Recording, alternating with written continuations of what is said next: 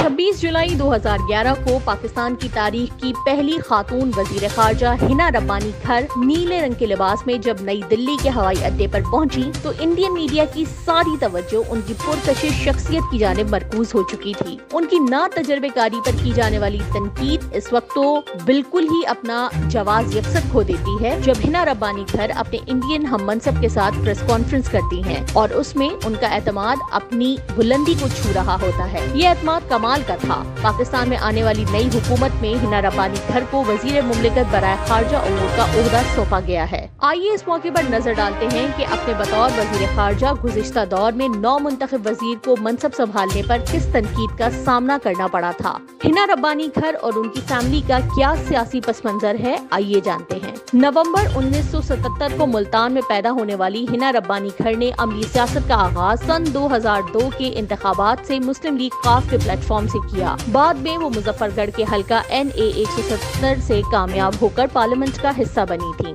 इस इलेक्शन में उनको मजबूरी के तहत उतारा गया था। वजह ये थी कि उनके वालिद गुलाम नूर रब्बानी घर इंतखाबात में हिस्सा लेने के लिए BA की डिग्री की शर्त पर पूरा नहीं उतरे थे। इस इलेक्शन की इंतखाबी मुहिम उनके वालिद ने ही चलाई थी, हत्ता कि इंतखाबी पोस्टर्स पर उनकी तस्वीर तक नहीं छापी गई थी। मुजफ्फरगढ़ का ये पहला हल्का उनके खानदान का आबाई हल्का है। यहाँ से गुलाम नूर रब्बानी घर ने 1990 के इंतखाबात में कामयाबी हासिल की थी।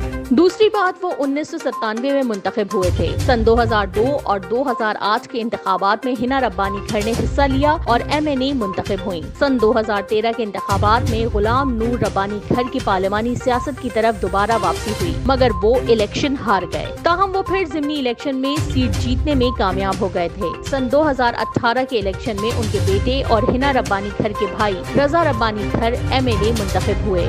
सन 2002 में जब हिना रब्बानी घर पहली बार पार्लियामान का हिस्सा बनी तो उनकी उम्र लगभग 25 बरस थी। ये सन 2003 में पार्लियामानी सेक्रेटरी बराए इक्तिसादी उमूर और शुमारियात तैनात हुई और सन 2004 में वजीर मुमलिकत बराए इक्तिसादी उमूर बन गयी। सन 2008 के इलेक्शन में जब वो पार्लियामेंट का हिस्सा बनी तो उनको वजीर मुमलिकत बराए खजाना और इक्तिसादी उमूर बनाया गया। जब वो 26 जुलाई 2011 की दोपहर को नई दिल्ली के हवाई अड्डे पर उतरी तो उनके नीले लिबास की नीलाहट ने गोया पूरे भारत को अपनी लपेट में ले लिया था। इंडिया में उनकी शोहरत का अंदाजा इस बात से भी लगाया जा सकता है कि इंडिया के रोजनामे इंडिया टुडे ने सितंबर 2012 में दुनिया भर की मशहूर कुन शख्सियात की हामिल खवातीन सियासतदानों की फहरिस्त तैयार की तो इस फहरिस्त में हिना रब्बानी घर का नाम सरे फहरिस्त था। ये दौरा दोनों मुल्कों के माबैन ताल्लुकात में बेहतरी के इशारे लाया। हिना रब्बानी घर इस वक्त वजीर मुमलिकत बराए खारजा उमूर काम शुरू कर चुकी हैं। पाकिस्तान को सिफारती सतह पर कई चैलेंजेस का सामना है और मुल्क की सियासत में इस्तेहकाम पर भी सवालिया निशान है। अब देखना यह है कि हिना रब्बानी घर इस मंजरनामे में किस तरह की कारकर्दगी का मुजाहरा करती हैं। ताहम इमरान खान की जानिब से उन्हें उस वक्त भी तनकीद का सामना था।